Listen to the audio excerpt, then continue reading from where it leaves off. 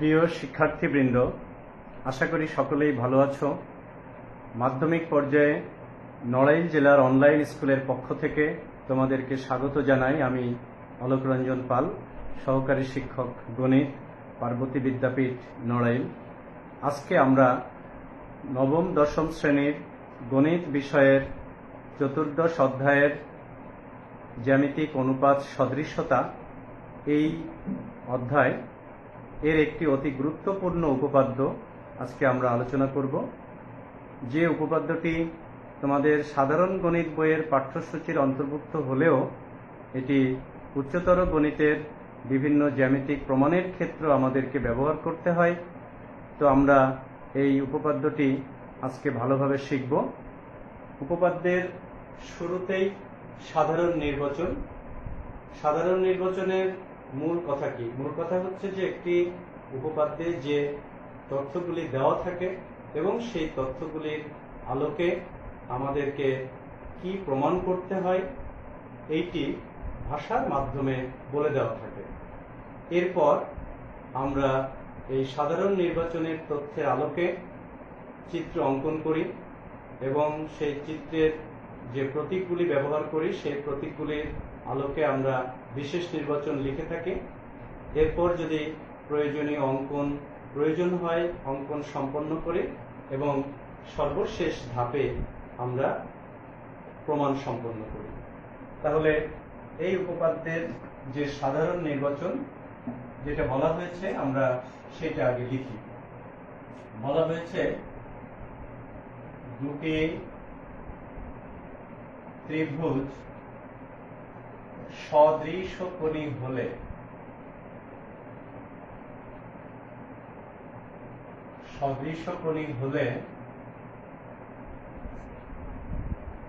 তাদের অনুরূপ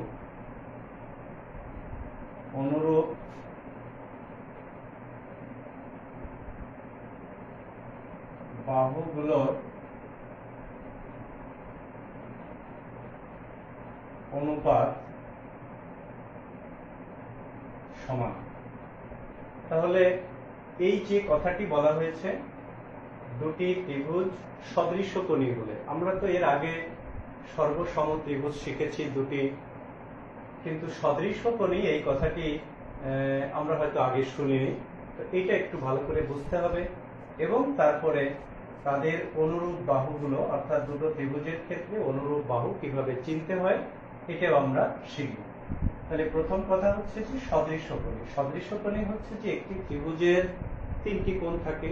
ধরে নিলাম যে এবিসি একটি ত্রিভুজ, তার এ কোণ, বি কোণ এবং সি কোণ।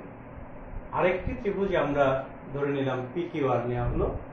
তাহলে এবিসি ত্রিভুজের এ কোণের সাথে আমরা ধরে নিলাম পি কিউ আর ত্রিভুজের পি কোণ সমান এবং এবিসি ত্রিভুজের বি কোণের সাথে পি কিউ আর ত্রিভুজের কিউ কোণ সমান এবং এবিসি ত্রিভুজের সি কোণের সাথে পি কিউ আর ত্রিভুজের আর কোণ সমান। তাহলে একটি ত্রিভুজের তিনটি কোণ যদি অপর একটি ত্রিভুজের তিনটি কোণের সমান হয় তাহলে ত্রিভুজদ্বয়কে সদৃশকোণী ত্রিভুজ বলা হবে। তাহলে চিত্র আঁকার সময়ে আমাদের এমন দুইটি ত্রিভুজ আঁকতে হবে যাদের কোণগুলো অনুরূপ কোণগুলো সমান হয়। তাহলে আমরা প্রথমে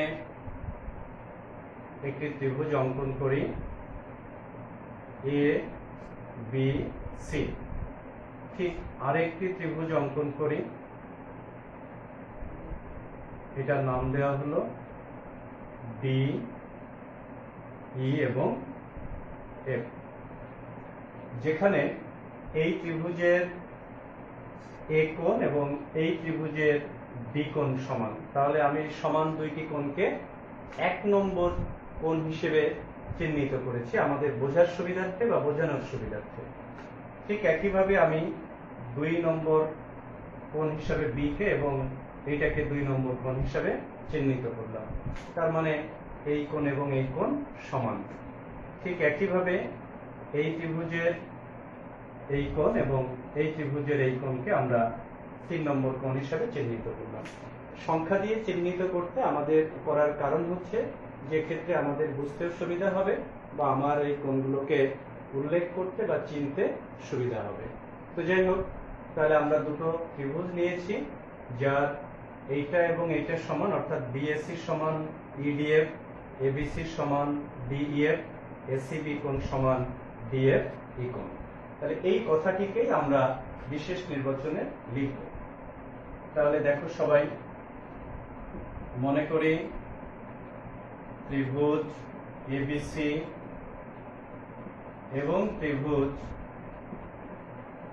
ডিইএফ এর কোণ বিএসসি সমান কোণ ইডিএফ, আমরা এ কোণ সমান ডি কোণও লিখতে পারি। কোণ এবিসি সমান কোণ ডিইএফ ও কোণ এসিবি অর্থাৎ এইটা সমান ডিএফই, কোণ ডিএফই। তো এই অনুরূপ কোণগুলি সমান, অর্থাৎ এই ত্রিভুজদ্বয় সদৃশ্য কোণ। আমাদেরকে প্রমাণ করতে হবে অনুরূপ বাহুগুলোর অনুপাত সমান। তাহলে এখন আমাদের চিনতে হবে যে অনুরূপ বাহুগুলি কি। দেখো, এ কোণ এবং ডি কোণ সমান। এ কোণের বিপরীত বাহু বিসি, তাহলে এর সমান ডি কোণের বিপরীত বাহু হলো ইএফ। তাহলে বিসি এর অনুরূপ বাহু হচ্ছে ইএফ। ক্লিয়ার? ঠিক একইভাবে সি কোণের বিপরীত বাহু এবি, এফ কোণের বিপরীত বাহু ডি। তাহলে সি কোণ আর এফ কোণ যেহেতু সমান, তাহলে এর অনুরূপ বাহু হবে এবি এবং ডিএফ। ঠিক একইভাবে এসি এর অনুরূপ এবি এর অনুরূপ বাহু হচ্ছে ডিই, এবং ঠিক একইভাবে বি কোণের বিপরীত বাহু হলো এসি এবং ই কোণের বিপরীত বাহু হচ্ছে ডিএফ। তাহলে এসি এর অনুরূপ বাহু ডিএফ। তাহলে ব্যাপারটা কি দাঁড়ালো যে বিসি বাহুর অনুরূপ বাহু এফ, এবি বাহুর অনুরূপ বাহু ডিই এবং এসি বাহুর অনুরূপ বাহু ডিএফ। তাহলে আমাদেরকে প্রমাণ করতে হবে যে অনুরূপ বাহুগুলোর অনুপাত সমান। তার মানে এবি এবং ডিই এদের অনুপাত, বিসি এবং ইএফ এদের অনুপাত, এসি এবং ডিএফ এদের অনুপাতের সমান। তাহলে আমরা এখানে লিখব, প্রমাণ করতে হবে যে এবি বাই ডি সমান এসি বাই ডিএফ সমান বিসি বাই ইএফ। আচ্ছা, তাহলে যে কাজটি আমরা প্রমাণ করতে চাই সেটি আমরা বুঝতে পেরেছি এবং বিশেষ নির্বাচনের মধ্যে সেটা উল্লেখ করেছি। তাহলে আশা করি এ পর্যন্ত ক্লিয়ার। তাহলে সাধারণ নির্বাচন, তার আলোকে চিত্র অঙ্কন এবং চিত্রের সাহায্যে বিশেষ নির্বাচন কি প্রমাণ করতে হবে এটা আমরা জেনেছি। এখন এই প্রমাণের ক্ষেত্রে আমাদের বাড়তি একটু কাজ করতে হবে, সেটি হচ্ছে অঙ্কন। অর্থাৎ যদি কোনো জ্যামিতিক প্রমাণের ক্ষেত্রে যে চিত্র আমরা পাই সাধারণ নির্বাচন থেকে, সেই চিত্রের সাহায্যে যদি প্রমাণটি সম্পন্ন করা অনেক সময় সম্ভব হয় না, সেক্ষেত্রে আমরা বাড়তি একটু অঙ্কন করে নিই ওই চিত্রের মধ্যে, যেটা আমরা অঙ্কন নামে লিখে থাকি। তাহলে এক্ষেত্রে অঙ্কন আছে এবং আমরা সেই অঙ্কনটি করতে চাই। তবে সেক্ষেত্রে আগে একটু কথা বলে নেওয়া দরকার। তোমরা হয়তো ভাবছো যে স্যার দুটো ত্রিভুজ এখানে সদৃশ্য কোণী বলেছেন বা বলা হয়েছে, কিন্তু একটা বড় ত্রিভুজ এঁকেছি আর একটি ছোট ত্রিভুজ এঁকেছি। এই ত্রিভুজের বাহুগুলির প্রত্যেকটি ওই ত্রিভুজের অনুরূপ বাহুগুলোর থেকে বড়। এখন প্রশ্ন হলো যে স্যার আমরা যদি একই দৈর্ঘ্যের বাহু বিশিষ্ট দুটো সদৃশ্য কোণী ত্রিভুজ এখানে আঁকি, আচ্ছা এটা আমরা আঁকতে পারি এবং এটা খুব যৌক্তিক একটা প্রশ্ন যে ছোট বড় না এঁকে আমরা তো বাহুগুলো সমান আঁকতে পারতাম। দেখো, আমরা যদি এই কোণগুলোর সাথে তাদের বাহুগুলোর দৈর্ঘ্য সমান নিতাম তাহলে কি দাঁড়াতো? এবি বাই ডি এটার অনুপাত কত হতো? 1 হতো। একইভাবে বিসি বাই ইএফ সমান 1 হতো। একইভাবে এসি বাই ডিএফ সমান 1 হতো।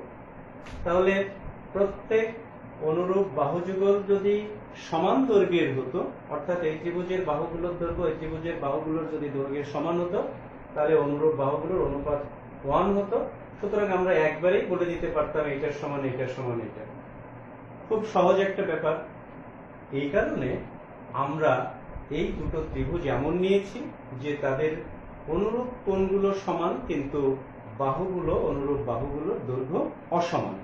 সমান হলে এটা খুব সহজ একটা ব্যাপার এবং এটা প্রমাণ করবার কোনো জটিলতাই নেই, কিন্তু অসমান ধরে নিয়ে বিবেচনা করে আমরা এটি প্রমাণ করতে চাই। সে কারণেই ওই ত্রিভুজ দুটোর বাহুর দৈর্ঘ্য অসমান আমরা বলে দিই।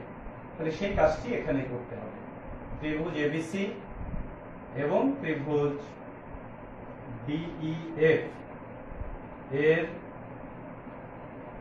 অনুরূপ প্রত্যেক অনুরূপ বাহু যুগল, অনুরূপ থেকে যদি আমরা বলি প্রত্যেক অনুরূপ বাহু যুগল তাহলে আরো ক্লিয়ার হয়। প্রত্যেক অনুরূপ বাহু যুগল অসমান।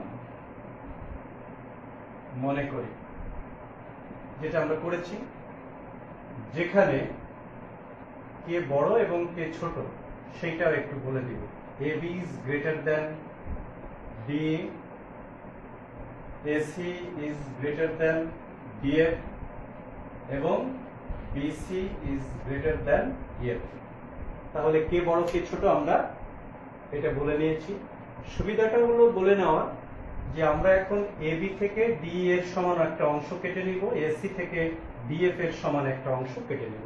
সেজন্য কে বড় কে ছোট এটা বললে এই কেটে নেওয়ার কাজটি আরো ক্লিয়ার ভাবে বোঝানো যায় বা বুঝতে পারা যায়। এরপরে হলো AB হতে আমরা AP সমান DE, অর্থাৎ DE এর সমান করে আমরা একটা অংশ কেটে নিলাম, তার নাম দিলাম AP। ঠিক একইভাবে এখান থেকে কেটে নিলাম AQ ও AC বাহু হতে AQ সমান DF অংশ কেটে নিই। এরপরে PQ যোগ করি, P, Q যোগ করি। তাহলে অঙ্কনটি একটু বড় কিন্তু বিষয়টা সহজ, যে এই বাহু থেকে ডি এর সমান করে এপি অংশ, এসি থেকে ডিএফ এর সমান করে একিউ অংশ কেটে নিব, পিকিউ যোগ করব, ব্যাস। তাহলে অঙ্কন শেষ, আশা করি ক্লিয়ার। এখন আমরা সর্বশেষ যে ধাপ অর্থাৎ প্রমাণ সেটাতে যাব। প্রমাণটা খুবই সহজ। আমরা ক্লাস 7 এ যে সর্বসম হওয়ার যে উপপাদ্যগুলি শিখেছিলাম দুইটি ত্রিভুজ, তার একটি সূত্রকে এখানে আমরা ব্যবহার করব। তাহলে সবাই খেয়াল করো। প্রমাণ প্রথম কাজ হচ্ছে এই যে ছোট এপিকিউ ত্রিভুজ অঙ্কন করেছি এবং ডিএফ ত্রিভুজ, আমি একটু বোঝার সুবিধার্থে মুছে দিলাম। ত্রিভুজ এপিকিউ এবং ত্রিভুজ ডিইএফ এর দেখো অঙ্কন অনুসারে এপি সমান ডি, একিউ সমান ডিএফ, কারণ আমরা এটার সমান এটাকে, এটার সমান এটা কেটে নিয়েছি। তাহলে আমরা বলে দিব অঙ্কন, এটিও অঙ্কন। এখন সর্বসম হওয়ার যে সূত্রগুলো ছিল তার মধ্যে একটি ছিল যে একটি ত্রিভুজের দুইটি বাহু এবং তাদের অন্তর্গত কোণ যদি অপর একটি ত্রিভুজের অনুরূপ দুইটি বাহু এবং তাদের অন্তর্গত কোণের সমান হয় তবে ত্রিভুজদ্বয় সর্বসম। তাহলে এই বাহু এই বাহুর সমান, এই বাহু এই বাহুর সমান আমরা পেয়েছি অঙ্কন অনুসারে, আর এই কোণ আর এই কোণ তো সমান বলেই দিয়েছে শর্তে। তাহলে আমরা এই দুটো বাহু এপি এবং একিউ এর অন্তর্গত কোণ পিএকিউ এইটি সমান অন্তর্গত কোণ ইডিএফ। কেন এরা সমান আমরা একটু বলে দিতে পারি যে এটি হলো শর্তে বলে দেওয়া হয়েছে। সো এই দুটো ত্রিভুজ সর্বসম, অর্থাৎ এপিকিউ ত্রিভুজ সর্বসম ডিইএফ ত্রিভুজ। আশা করি এ পর্যন্ত সবার কাছে ক্লিয়ার। এখন আমরা যে অংশটা মুছে দিয়েছিলাম ওইটাকে এঁকে দিলাম বিসি। এখন দেখো সর্বসম যে দুইটি ত্রিভুজ হলো, তাহলে দুটো ত্রিভুজ সর্বসম হওয়ার অর্থ কি? তাদের সর্বসম মানে সব দিক থেকে সমান হবে, তাদের বাহুগুলির দৈর্ঘ্য সমান হবে, তাদের ক্ষেত্রফল সমান হবে, তাদের অনুরূপ কোণগুলো সমান হবে। তাহলে এই এপি বাহু বি বাহুর সমান, আর এই বাহুর সমান, আর সর্বসম যেহেতু হয়েছে তাহলে পি কিউ এবং এফ এরাও সমান হবে।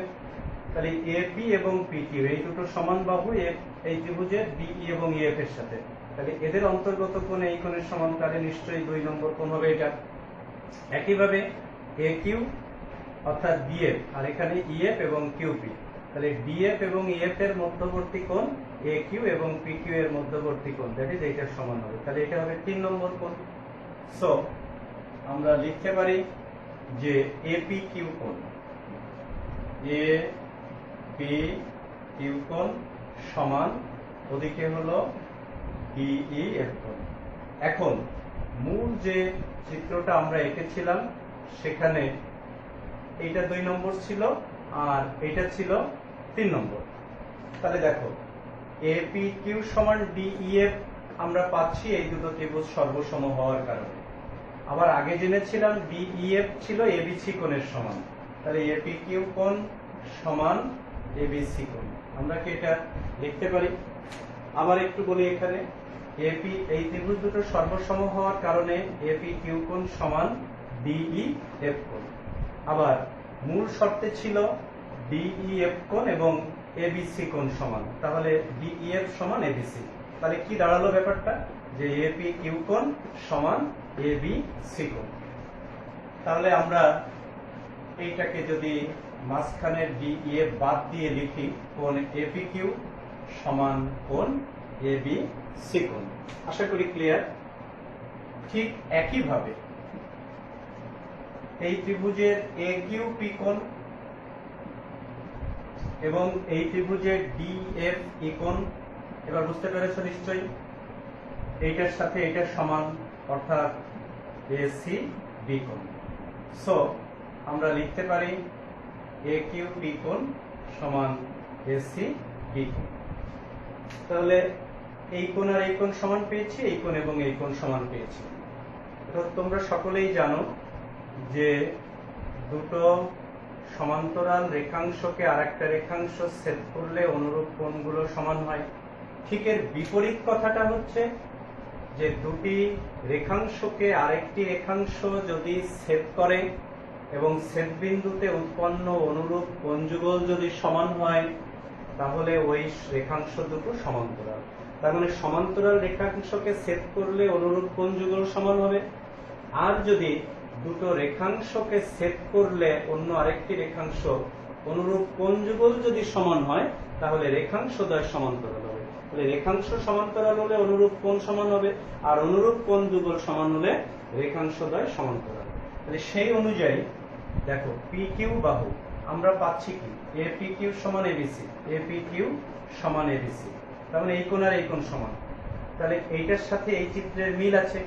আমরা এইটাকে যদি পি কিউ ধরি এবং এইটাকে যদি বিসি ধরি, আর এটাকে যদি এ পি বি রেখাংশ ধরি, তাহলে এই কোণ আর এই কোণ সমান হওয়ার অর্থ যে পি কিউ এবং বিসি কে এ বি রেখাংশ ছেদ করায় উৎপন্ন অনুরূপ কোণযুগল সমান হয়েছে। এপাশে অনুরূপ কোণযুগল এবং এপাশে অনুরূপ কোণযুগল সমান হয়েছে। তাহলে কি এই পি কিউ এবং বিসি অবশ্যই সমান্তরাল। আশা করি ক্লিয়ার।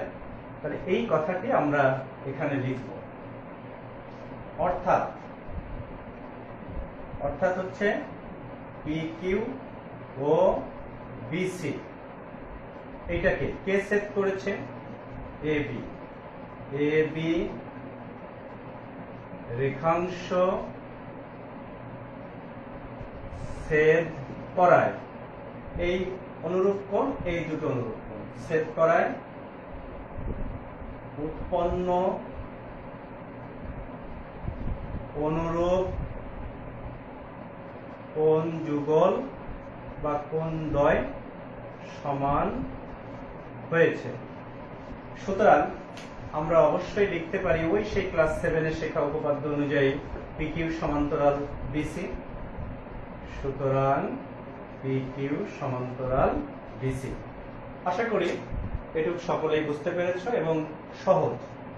এখন আমরা এই অধ্যায়ের একদম শুরুতে যে উপপাদ্যগুলি শিখেছিলাম তার মধ্যে একটি উপপাদ্য ছিল, আবার একটু স্মরণ করিয়ে দিই, যে একটি ত্রিভুজের এক বাহুর সমান্তরাল রেখাংশ অন্য দুটো বাহুকে সমান অনুপাতে অন্তর্বিভক্ত করে অথবা বহির্বিভক্ত করে।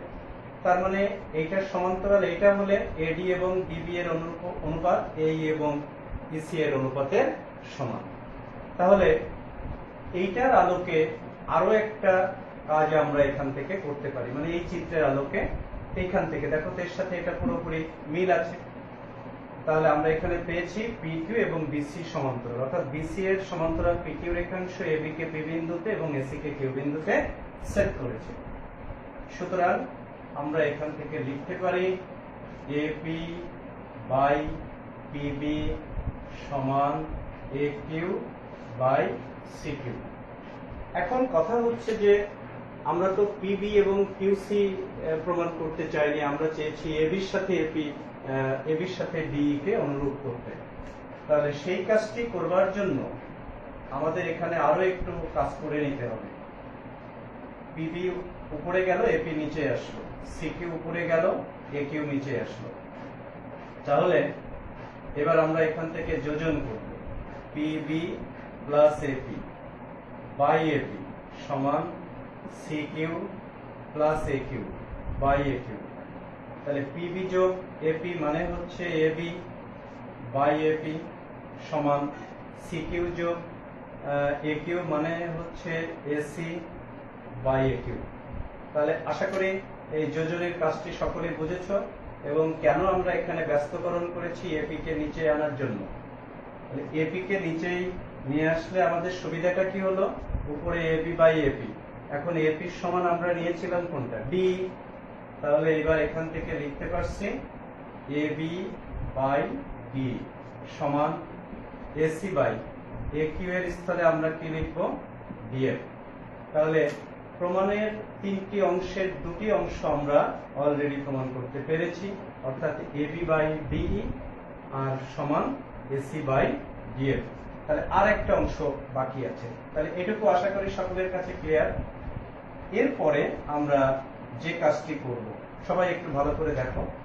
এখন অল্প একটু কাজ বাকি আছে এবং এটা একটু ভালো করে বুঝতে হবে। আমরা AB থেকে DE অংশের সমান কেটে নিয়ে প্রমাণ করতে পেরেছি AB বাই D সমান AC থেকে DF অংশের সমান অংশ কেটে নিয়ে প্রমাণ করতে পেরেছি AC বাই DF। অর্থাৎ AB থেকে যে অংশের সমান প্রমাণ করেছি AB বাই সেই অংশ, AC থেকে যে অংশের সমান কেটে নিয়ে প্রমাণ করেছি AC বাই সেই DF। আরেকবার বলি, AB থেকে যে অংশের সমান কেটে নিয়ে প্রমাণ করেছি AB বাই D, ঠিক একইভাবে AC থেকে সেই DF অংশের সমান প্রমাণ করেছি, সমান অংশ AQ কেটে নিয়ে প্রমাণ করেছি AC বাই DF। তাহলে আরেকটা অংশ আছে BC এবং EF। এখন আমরা বোঝার সুবিধার্থে এই দাগটি মুছে ফেলি। মুছে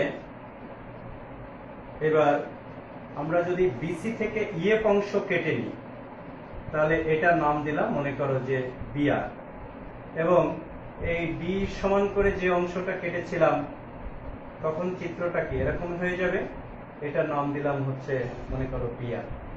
তাহলে BC থেকে EF অংশের সমান প্রমাণ কেটে নিয়ে আমরা দেখাতে পারি BC বাই EF সমান, ঠিক একইভাবে AB থেকে DE এর সমান করে, মানে আগের বার AB থেকে D এর সমান করে AP কেটেছিলাম, আবার যেহেতু শীর্ষবিন্দু এটা ধরতেছি তাহলে ED এর সমান করে BP অংশ কেটে নিয়ে প্রমাণ করতে পারি যে AB বাই DE। আশা করি ক্লিয়ার। তাহলে এখানে লিখতে হবে যে অনুরূপভাবে, ভালো করে একটু দেখো, অনুরূপভাবে BC হতে EF ও BA, মানে এবার শীর্ষবিন্দু E এবং B ধরেছি, তাহলে BC থেকে EF এর সমান করে BR, BC হতে EF ও BA হতে কার সমান করে কাটবো, BA হতে ED এর সমান করে, ED এর সমান অংশ কেটে নিয়ে প্রমাণ করা যায়। তাহলে বিসি থেকে যদি ইএফ অংশ কেটে নিই তাহলে আমরা এখানে লিখতে পারি বিসি বাই ইএফ সমান বিএ থেকে যদি ইডি অংশ কেটে নিই তাহলে লিখতে পারি বিডি বাই ইডি। তাহলে দেখো প্রথমে পেয়েছিলাম এবি বাই ডি আর এখন পেলাম বি এ বাই ইডি। তাহলে এই পার্ট আর এই পার্ট সমান, তাহলে এটা এবং এটা যদি সমান হয় সুতরাং এইটা সমান এইটা সমান এইটা, তিনটাই আমরা সমান বলতে পারি। আবার বলি এবি বাই ডি সমান AC by D F, AB by BA বা বিএ বাই ইডি সমান হলো বিসি বাই এফ। তাহলে এই পার্ট এবং এই পার্ট সমান, সুতরাং এইটা সমান এইটা সমান এইটা। তাহলে এইটার একটা নাম দিয়ে রাখি 1, এইটার একটা নাম দিলাম 2।